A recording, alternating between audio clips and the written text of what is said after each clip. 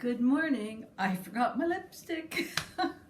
Welcome to Books at the Bottom of the Stairs. I'm trying not to panic. I got everything all set up. The lighting is pretty good. And the people who are working on the garden have just shown up.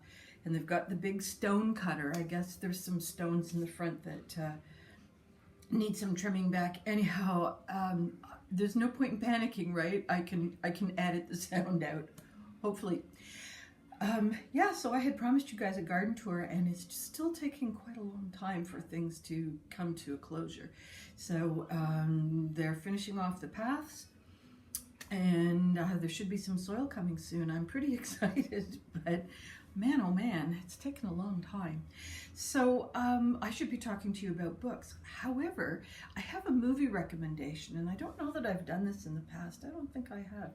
But my girlfriend and I, we had pajama night. She was dog sitting at a friend's house and didn't want to spend the whole week by herself. So I trotted over with my pajamas and my pillow, and another friend showed up with these really amazing corn chips that were sort of salt and cheese or something. Anyways, it was good.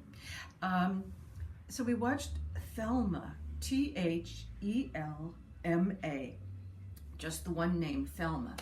And the lady who is the lead actress, I'll put the correct name down in the little thing. June Schwab, I think her name is. And she's one of those actresses that you've seen her. She's been acting forever. She's in her 90s when she plays this part, and she is actually 90 as a true entity. So she's sort of playing herself in the sense that when she can't get up, she really can't get up, or when she's struggling to run, she's really struggling to run. So that's part of the charm of the movie, is just watching this actress be herself. And the rest of the cast are primarily aged in their 80s, and they're old actors and actresses. And I think she's playing it with, I'm probably going to get his name wrong, James Roundtree, which I guess everybody would know as Shaft in the old days, for those of you who are my age. Anyhow, it's just a wonderful movie about this lady who's being scammed $10,000.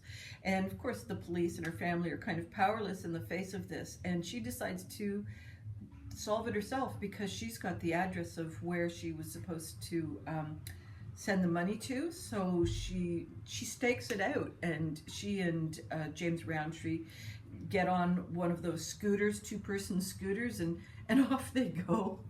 And there's all the, like the battery's gonna run out, and there's just, she brings her needlepoint along, and there are certain parts of it that are a spoof on Mission Impossible.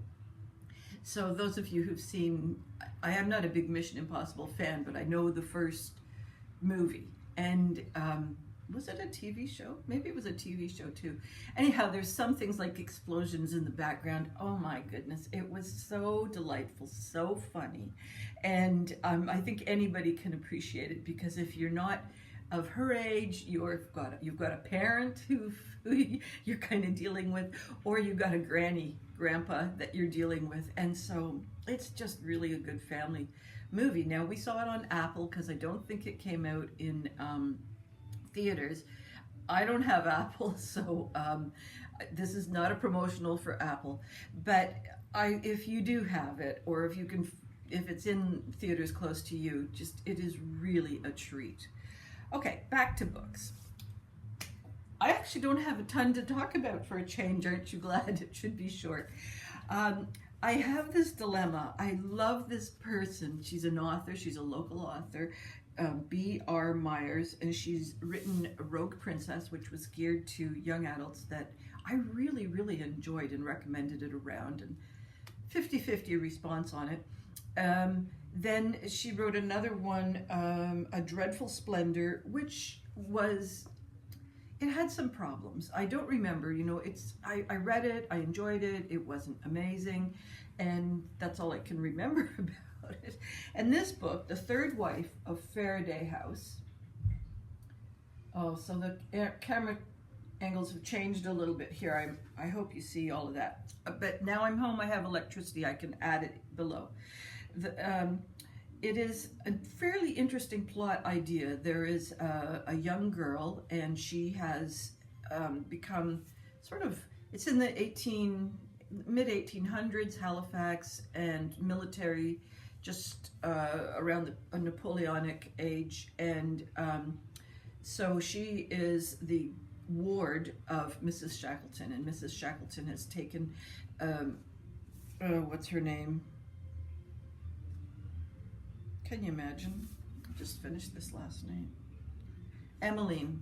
Emmeline has been her ward, and she's taking her marriage propositions very seriously. Although Emmeline is 21, so you'd have thought that had been dealt with by now. But anyhow, that's kind of one of my peeves about this book.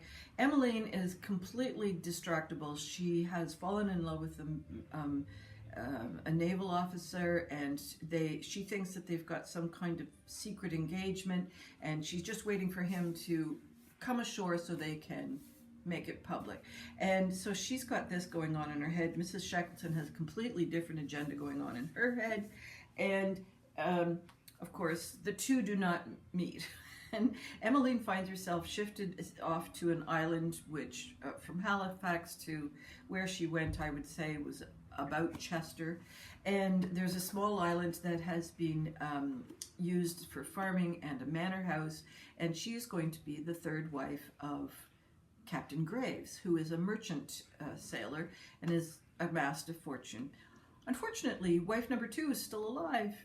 So he kind of jumped the gun a little bit there by asking for Emmeline's hand in marriage. So she goes thinking that Mrs. Graves II is about to depart the earth, but she doesn't plan to become the next Mrs. Graves. She's waiting for the naval officer.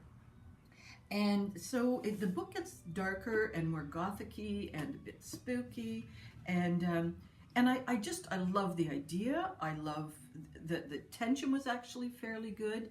I liked the secondary characters. There's a couple who've been on the island for 10 years while Captain Graves hasn't been around maintaining things, and they think that there's treasure being buried on the island somewhere. So, and the villagers think that the house is haunted because the first owner of this manor house, his wife died quite young. It's a totally different family.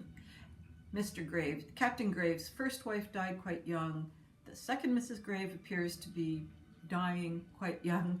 And then along comes Emmeline, who's only 21. So everybody's like, you're a goner. So Emmeline doesn't plan to be there for very long. So she does come in contact with the second wife, Georgina. And things start to transpire. As a plot line, it's pretty darn good. And the setting, I think, is pretty darn good too. It has a mix of sort of the Chester township, but it also has a little bit of the Oak Island vibe to it. And it certainly, you get the sense of the storms and the sea. And so in that regard, it's also quite good. What I struggled so hard with were the characters. And there was just there were just too many improbabilities, and I don't mind if a world is illogical if it's meant to be illogical, but there were just things that she wanted to get to the beach. The beach was, you could see the beach from the house, so why couldn't she find how to walk to the beach? It took her 3 weeks to get there, to wave to the naval officer, who's like, also, you're just thinking, he's on a naval ship. No one is going to send a rowboat for you. Like, that was just the starting point of her delusions, was that somehow the boat would go past, the ship would go past, and her future husband would get the boat to stop, which doesn't happen, and send a rowboat back for her. He didn't know what island she was on. It drove me crazy. That part drove me crazy. And so I like this plot line. I like the setting. There were some parts about the characters and the details of the resolution that I just wanted to, like phone her up and say, what were you thinking? Let me read your books before you publish them and I'll tell you what's illogical. So in the end, I I'm really a little bit conflicted about whether I want to recommend it or not. I think if you're not as picky as me, you'll really enjoy this book. But if you are tuned to those kinds of, what would you call them? They're not, there's just a sequence of probability that was not met. And so it's a local author. You might have troubles getting it if you're not in Nova Scotia, but did I tell you who the author was? B.R. Myers. I think I told you that. So you might have a bit of trouble getting it if you're not in Nova Scotia. It's published through HarperCollins, which is a good publishing company, right? So did nobody read it with her? I'm beginning to wonder if editors even really exist. I'm beginning to think that what you have got is the writer and then a whole bunch of roadblocks to publication, none of them editors, and then once you get accepted, there's still no editors, there's just marketing admin, and then maybe you'll get a copy editor at the end, you know? That's what I think now. I think they've gone the way of the dodo. Okay, Angel at Troublesome Creek, I picked up for my mom. It's written by Mignon F. Ballard. It's not Canadian. It's actually, how is it written? It's kind of a loopy doopy goop, yeah, it's a new word. Published 1999. Yeah, you can kind of tell in a way. Some of the technology and the cars and that sort of thing are all just a little bit 1990, and nobody has cell phones, for instance. Anyways, it's a mystery series. There's an angel that comes down, Mrs. Angel Augustine Green Goodnight, Augusta Green Goodnight, and Mary George is the main protagonist, and she's gone home to a town in Carolina that her aunt has died, and so the house has to be sold, but did her aunt die a natural death? So there's a bit of a mystery here. It's just a romp. It's kind of like watching a Scooby-Doo show. It's well crafted. It's funny. The angel is amusing.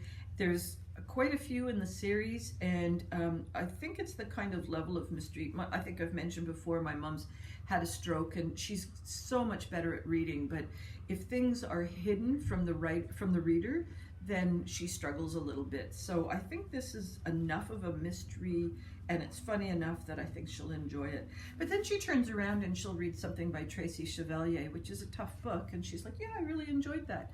So I just don't know. I send her these books, and it's a kind of a random guess each time as what will be successful. We took our eldest, I just forgot my eldest's name, can you believe it? Autumn and their girlfriend Ryan to Lunenburg, to Fridays ago for their birthday, and we did an outing. We went to go see the Fisheries Museum, and they had never been to the bookstore Lunenburg Bound, which we go to twice a year for sure. And so we popped into there, and everybody got a couple of books, and I picked up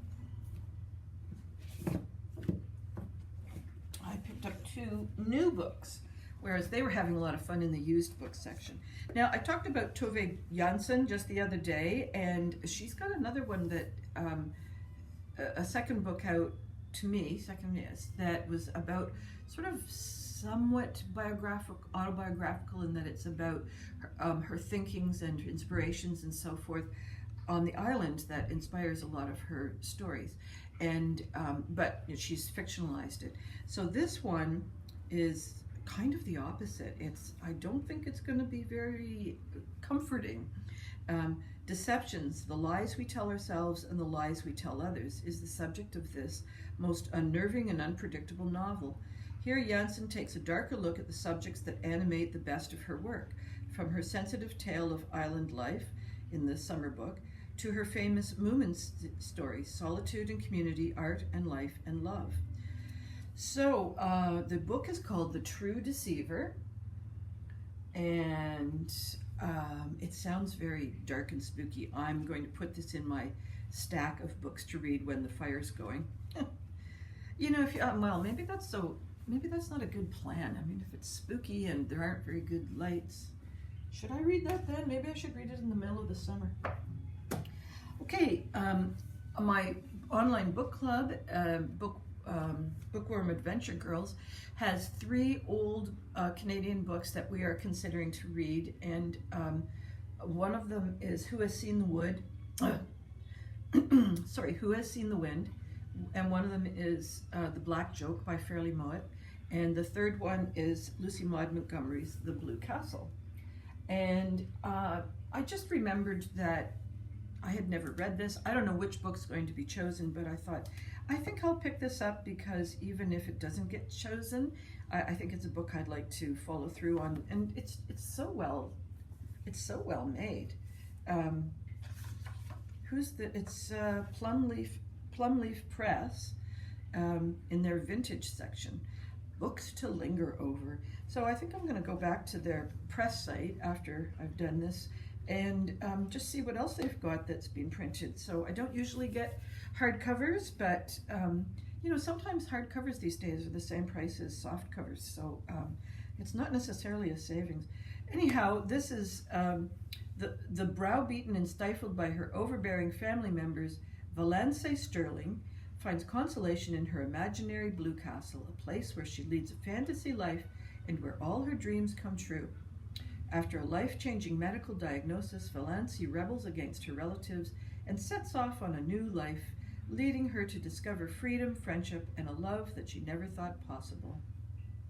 So I think this is a book that's geared primarily to adults, although, you know, when Lucy Maud Montgomery was writing, her concept of adults began sooner. I think there was they didn't have this young, it was more for young readers and then adults. There wasn't this great big long prolonged teenage time of life. I picked up another one at a used bookstore, Elizabeth's Books. Pardon me. Elizabeth's Books is across the street from Lunenburg Bound, and I don't mention it because she doesn't open until 6 o'clock. And the kids had decided that was exactly the bookstore they wanted to go to, so everything was timed that we would get there once Elizabeth's Books was open. And boy, they had a lot of fun going through the used books, and it's a very eccentric store. It's old. It's original building, original wood, and has not been upgraded at all. And she's just got a really good selection of all sorts of things, including records and DVDs. So this is a new to me, but published ages ago, mystery series. And when was it published? 2003. So Sharon K. Penman is the author of Dragon's Lair, and it is a medieval mystery. And July 1193, King Richard Lionheart lies in a German prison, held for ransom by the Emperor. His mother, Dowager Queen Eleanor of Aquitaine, ransacks England for gold to buy his freedom, while his younger brother John plots with King Philip of France to ensure that Richard rots and dies in chains. When the ransom payment vanishes, Eleanor of Aquitaine hastily dispatches young Justin de Quincey to investigate. In wild, beautiful Wales, his devotion to the Queen will be supremely tested. So, I think that sounds like fun. And yeah, I do love a medieval mystery series. Although I think, as far as I know, I've read several from everything that's available. So maybe that's something I need to do in the winter too, is just Google in medieval mysteries and see, you know, if there's any new offerings out there. So there are several in that lineup as well. So then I did something silly but wasn't expensive. A number of books that I have been reading about writing, or books that are about children authors. I've mentioned a few in the last few weeks where the kids are writing as part of their class assignments and becoming better writers. In the structure of that book, Susan Cooper is mentioned quite often, and I did read her many years ago, and I think she was kind of on my mind. I think particularly Greenwich, which is I think the third one in the series. She has been on my mind sort of all the time because she's got a really interesting way of writing about the earth and magic and just the interplay between the earth, the magic, and people, and the autonomy of children. So I thought, oh, I saw the whole thing, and I thought, okay, I'm just going to get it, and just work my way through it, have another binge thing of Susan Cooper. So the first one is Over Sea and Under Stone, and it's 3 Drew children who discover an ancient map in the house that they are staying in. And the next one is the one that people probably know the most, The Dark is Rising, and this is on a midwinter day that Will Stanton discovers a special gift. He is the last of the old ones, immortals. That was a student. Dedicated to keeping the world from domination by the forces of evil. This is the one that I happen to remember, Greenwich. And Simon, Jane, and Barney, enlisted by their mysterious great uncle, arrive at a coastal town to recover a priceless golden grail. How did I know that was a student? Because lately there's been a fashion of the fairly well-to-do students to buy cars that have got those muffler noisemakers things. So that's how you show that you're, better than other students. This is, do I sound bitter? I guess I kind of am, because I don't mind it in the daytime, but I just do not appreciate it at 1 a.m. So, The Grey King. There is a legend in North Wales about a harp of gold hidden within a certain hill that will be found by a boy and a white dog with silver eyes. A dog that can see the wind. That sounds cool too. And the last one, Silver on the Tree. During high summer in England, a dreadful warning disrupts Will Stanton's peaceful world. The dark is rising in its last and greatest bid to control the world. So they all sound really cool, right? So I hope they're as good as I remember. But also I'm reading them because other authors have read them and referenced them as, something to look at and examine in terms of your own writing. And so the next little book that I'm writing for young people, sort of middle grade, if it works, has an element of magic to it. So I'm quite interested in the idea of reading other authors. You don't want to steal from them, right? But the question kind of is, a big part of it is just, how is magic part of the world, and not just a Bodum coffee plunger? It's got to be integral to the world that they inhabit. Otherwise, it's just an accessory to the story. It could equally be a Game Boy. So and I'm interested in that sort of intertwining, and I'm not very good at it. So I thought I'd like to see how more successful people do it.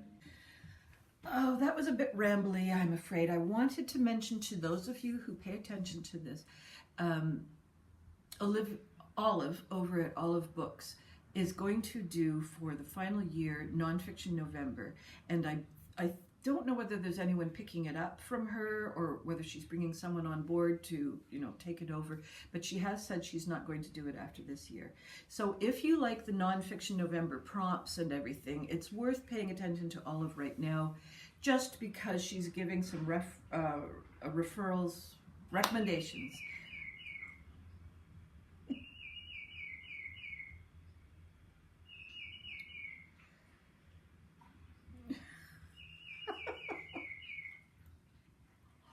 I don't know if I'm going to edit out these bloopers or not. Maybe I'll just leave them in. So she's giving some nonfiction recommendations already, and she is about the books, and she's speaking about a prize that is given in the States for English nonfiction long list. And so some of them are kind of interesting that she's bringing forward. I find if I leave it to when she gives out the prompts, I don't really have enough time to find a nonfiction book I'm interested in to follow along with what she does. So if you like to do that kind of following the prompts or doing the same read along or whatever she's got organized, you probably want to get organized ahead of time. I end up just collecting my nonfiction over the course of the year and just picking out 4 or 5 books and reading them in November, which in hindsight, I just realized I don't have to wait for November to read them. I can read them over the course of the year and just summarize them in November. But I didn't do that this year. I just, I had too much fun reading my my fiction. So anyhow, if you've stayed this long, thank you so much. And I hope all your reading dreams and adventures continue to come true. And I will see you next week, perhaps more coherently. Bye-bye for now.